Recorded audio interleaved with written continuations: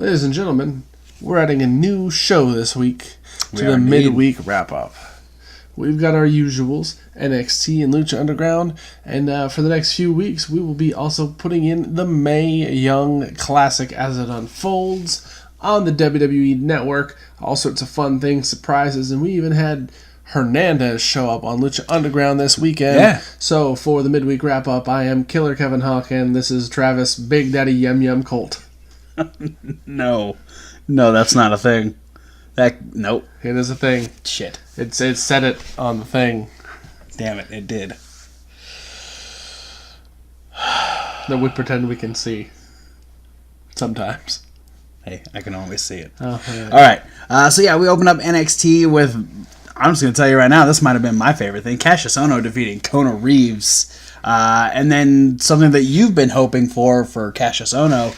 A storyline. Yeah, a storyline where he's like, hey, motherfuckers, you're not going to go ahead of me in line. The line starts here, and if anybody wants to step up, I'm going to knock them back to the back of the line. I have a feeling this might get stopped by Keith Lee, since Keith Lee is the new face on the block. Or it could be the first feud for an incoming Matt Riddle. Ooh, that could be a good one too. We had the Forgotten Sons in a successful debut against the Street Profits due to a outside interference from the Mighty in ski masks. That was interesting. They looked a lot like the terrorists that attacked Undertaker that time. A little bit. That's where they got those masks. They've just been hanging out in WWE storage forever. Like, we got to use these for something. Put them on the Mighty. Then we had William Regal questioning Heavy Machinery about the attack on Aleister Black. We found out that Dozer broke a toilet in the Performance Center, but that neither of them are... Don't give him any warm coffee. Yep, he just starts shaking, and it just goes right through. Battle Royal in his intestines. But it seems like Heavy Machinery are not top suspects in the attack on Aleister Black. I'd be surprised if they were. We got a little backstage altercation between Pete Dunne and Ricochet after their loss last week, and it has now been confirmed that in 2 weeks, both men will put their titles on the line in a champion versus champion match on NXT. I smell interference. Probably. We had a War Raiders promo warning the Undisputed Era that the war has come and it is their era now. Kairi Sane defeated Trish Adora and then got into a scuffle with Shayna Baszler. Shayna kicking some pirate coins around, and both of them getting good shots, but Shayna's the one that tucked tail and ran. So yeah. So I guess Kairi kind of won the exchange. Is there any relationship between Trish and Luch? Luch Adora is I don't know. There's a vast lineage for Luch Adora. I don't know. Trish could totally be. I don't know. We had another little self-recorded promo from NXT champion Tommaso Ciampa saying that the reason he doesn't do this out in public is because, one, there's no number one contender, so he has no reason to be there, and he's just tired of everybody's opinions. But he does realize that there are a few people listening to his message and understand it. And he ended the promo simply by saying, follow the lead of Tommaso Ciampa, follow the lead of the NXT champion. He's going to determine a new number one contenders by just doing a big game of follow the leader. And whoever follows closest gets a title shot. Or furthest. Not sure how Tommaso plays those rules. Lars was the next to be questioned about the attack on Aleister Black, since EC3 was quick to point him out. But he said that he was on his way to confront Aleister Black, since he owed him a visit, because Aleister broke his jaw, and said he heard Aleister scream, and by the time he showed up, Aleister had already been laid out. But after the attack on Raul Mendoza last week, William Regal has now officially made a match between Lars Sullivan and Raul Mendoza next week. So Raul Mendoza gets to actually realize that Lars is coming to kill him this time. Yeah. Also, congratulations, Raul Mendoza, as this is the first time you've been pre-booked on an NXT episode.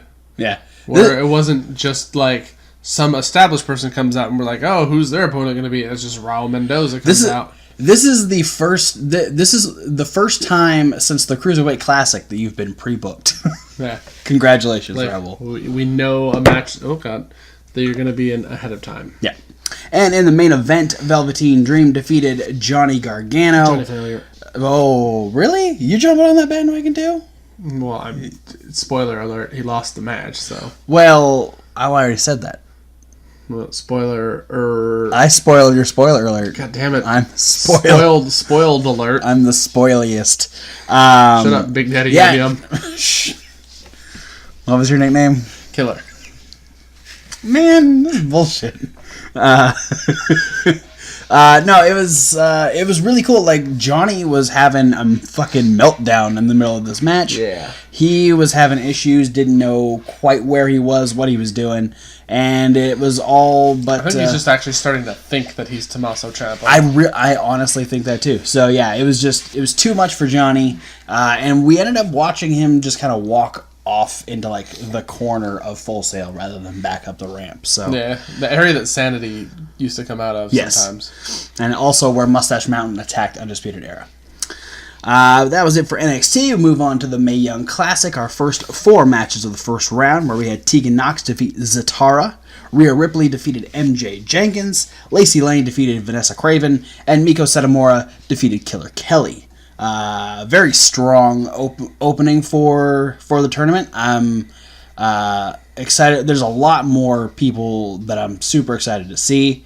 A little sad to listen to all of the hype around Tegan Nox and knowing what's going to happen. Knowing the future. Few short episodes. Yeah.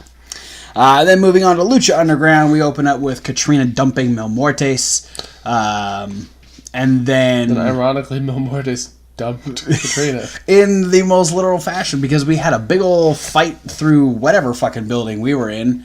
It might have been the temple. I don't know for sure.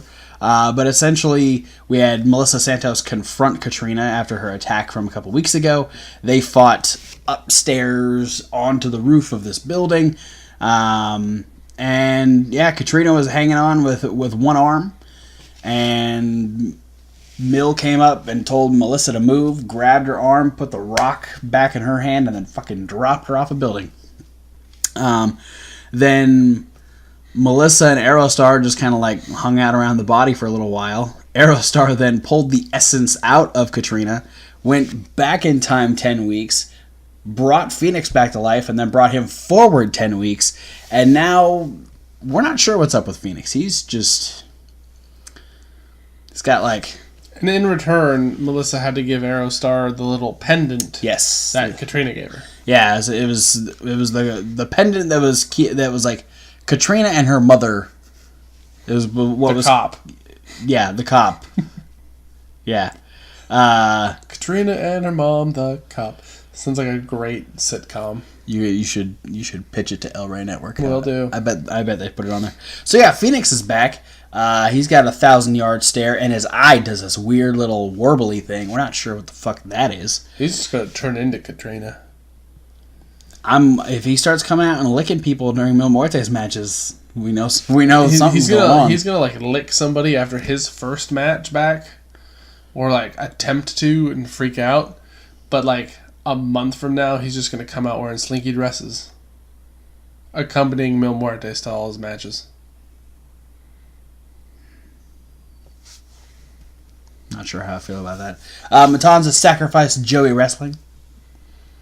Aww. Killshot defeated Big Bad Steve and then had a... Steve! Damn you! And then he had a fight with Son of Havoc.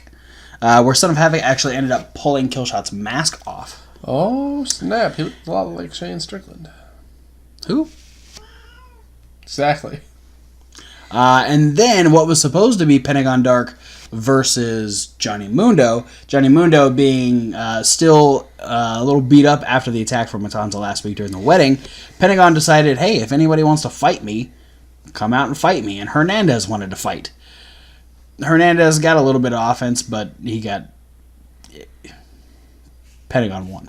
And then while Pentagon was getting ready to break Hernandez's arm, King Cuerno attacked the Lucha Underground champion.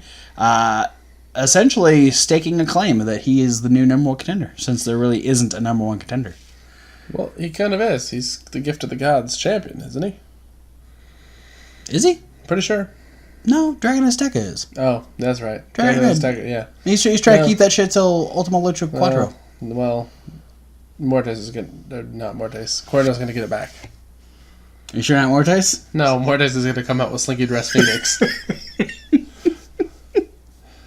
Okay. I'm getting all my masked guys confused. Yeah, there's a lot of them. Okay. That is all that happened. We got a masked person on the Mae Young Classic, so it's a lot to handle. I was going to say we didn't have masked people on NXT, but we had the Mighty and Ski masks. Yes. So. Yeah, there's so many masks everywhere. I was just getting really confused. Many. Okay, that is it. What happened on the midweek wrap-up. Killer Kevin, what did you like? I liked a lot of stuff, but you could pick one thing. What did you like the most? God damn it. Only one thing. No. I liked, I don't know, the Gargano Velveteen Dream match. Yeah, it was really fucking good. Yeah, I'm enjoying Johnny's midlife crisis at 29 or however fucking old he is. I know he's younger than me. It pisses me off. So are a lot of people, man. I know, and they all piss me off because they're all so much more successful than me. But yeah, I'm very intrigued where this whole Johnny Gargano mind fucker thing goes. He's losing his shit, and I'm just hoping you're gonna just stop it.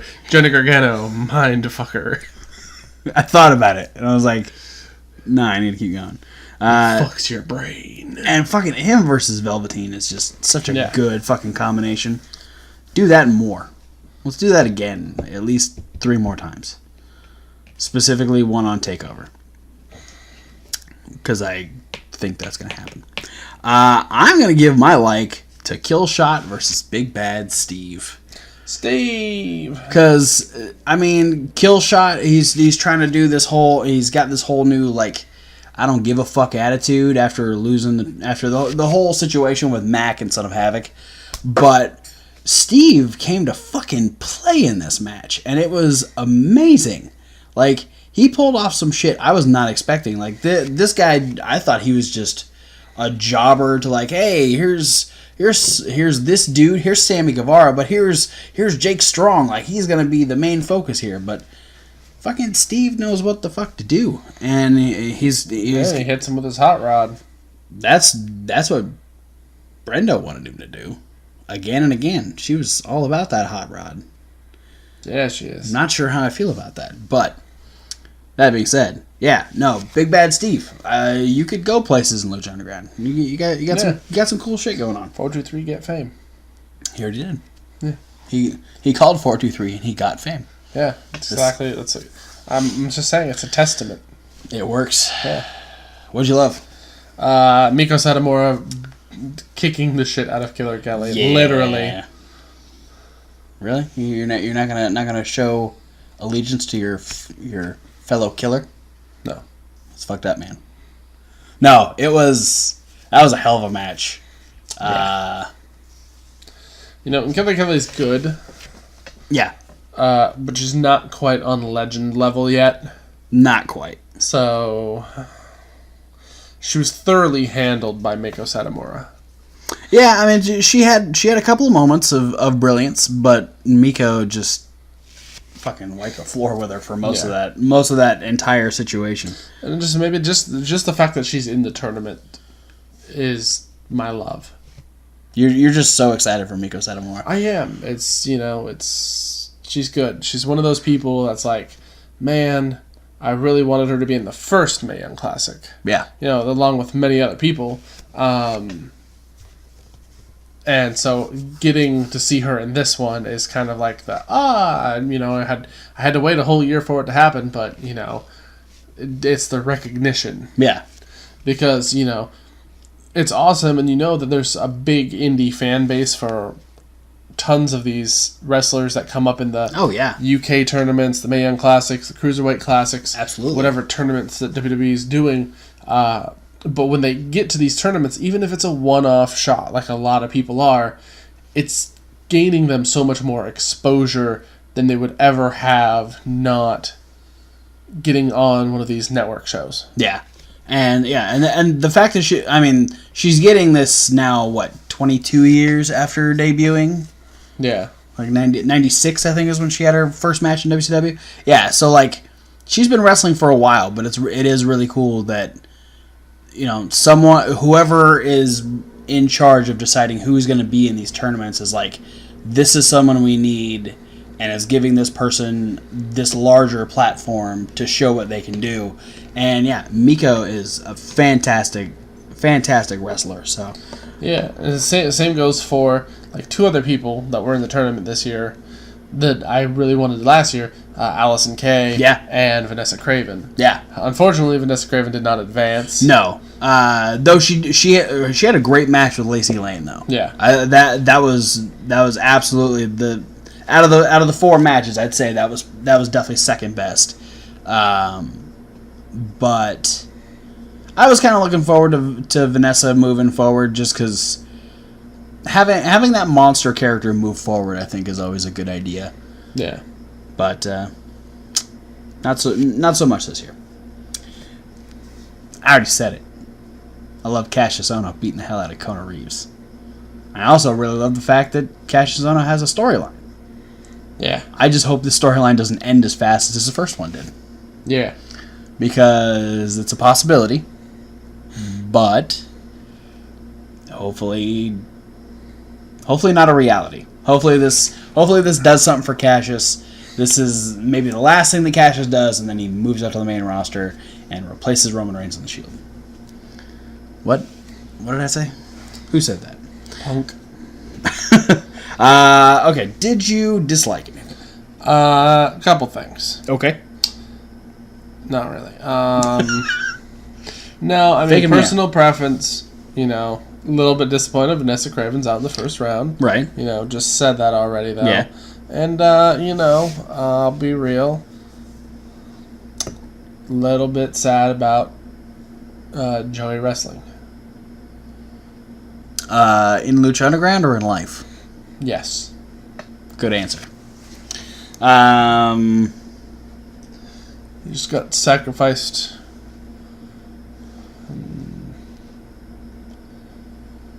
to the gods of Orange County. All right, that's all right. We'll go with that. What about you? Did you dislike any of it? I didn't really dislike anything. I think I'm more just sad with just how awesome they made Tegan Nox sound. And it was like, she has the ability to change this tournament. She is my front runner. Shut up, Michael. There's Michael. They had both Michael and Beth were all about Tegan Nox, and the crowd was about Tegan Nox, and Tegan's pre-match promo was just I missed out last year. It's just made me stronger, and I'm looking forward to going through this tournament. And to know that in a couple weeks she's not going to be on the fucking show because she broke a goddamn leg. So it was just spoiler alert. It was hard to watch. The match was great. It was probably my least favorite out of the four, but it was still a good match. But just the hype made it just so depressing. So yeah, that's gonna be my dislike. It's not that I dislike Tegan Nox. It's a pre-retrospective dislike. Yeah, exactly. Yeah, I'm very very much gonna be upset when she is out of the tournament because I've spoiled the shit out of this. She broke her fucking leg. She's not in the tournament anymore. This is her first and only match in the Mae Young Classic. Well, I mean, technically, she does have another match, but that's where she breaks her knee. So. Her leg, or whatever the fuck she broke. It was hard to watch, hard to listen to. So much time rehabbing her right knee that she just left everything out of her left leg. Is that the one she broke? I think so. Oh, jeez. Not 100% certain. I mean, she already had that massive knee brace on the right one, so. Yeah. Oh, boy. Should have Stone Colded it more, too.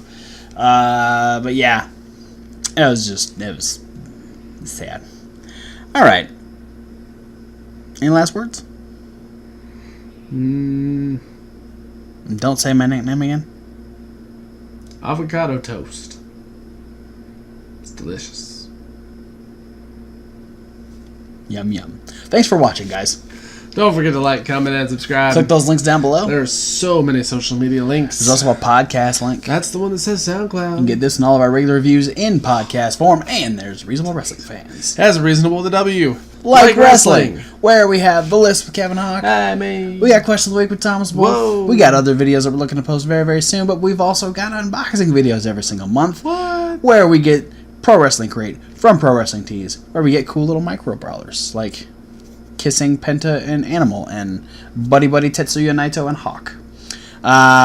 We also get other really cool stuff, so check those out. There's also other videos that are loosely based around wrestling. But for now, guys, thanks for watching, and we'll see you at whatever video you decide to watch next. And for myself and Big Daddy Yum Yum over here, fuck Modus. And that nickname, I don't... No, never again. Yeah, it's just a one-off thing. Because Hernandez was on this episode. Thank you. You're welcome. Go away, Hernandez. Yeah, story of my life. Fuck Hernandez.